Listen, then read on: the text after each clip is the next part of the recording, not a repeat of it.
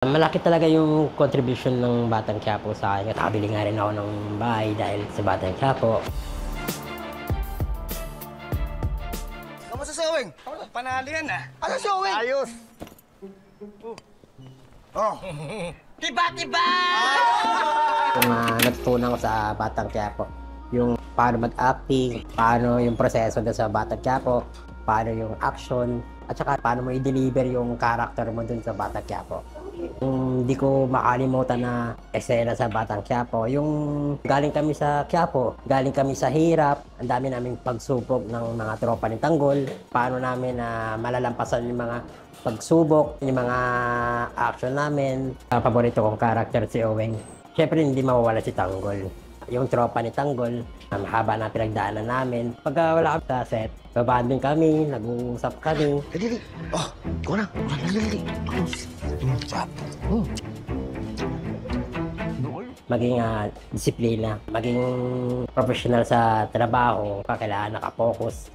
Malaki talaga yung contribution ng Batang Quiapo sa akin kasi maraming nabago sa akin. Mas lumawak pa yung pagkakilala ng mga tao sa akin, hindi lang sa vlogging, kundi rin sa TV, sa entertainment din. Nakabili nga rin ako ng bahay dahil sa Batang Quiapo. Kasi start lang ako, sa vlog lang ako, and then tinawagan ako. Tuwa ko nung nalaman ko na isa pala ako sa papasok sa Batang Quiapo. At hindi lang yun, maging kasama pala ni Tanggol kung saan siya magpunta. Direct Coco Martin, maraming salamat sa opportunity na ibinigay mo, sa lahat po ng nagawa niyo po. Sa akin, papasalamat po ako at mag-ingat kayo palagi at sana marami po kayo matulungan po.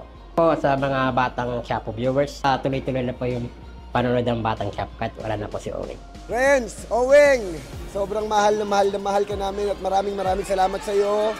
At alam namin na mamimiss ka namin, sobra-sobra. Hindi lang kami, kundi ang lahat ng mga manonood at lahat ng mga tagahanga mo. Maraming salamat sa contribution mo sa Batang Quiapo. Isang napakahusay mong tao, napakahusay mong artista. Hindi ka namin makakalimutan at sana marami pa tayong trabaho mapagsamahan. Mahal na mahal kita.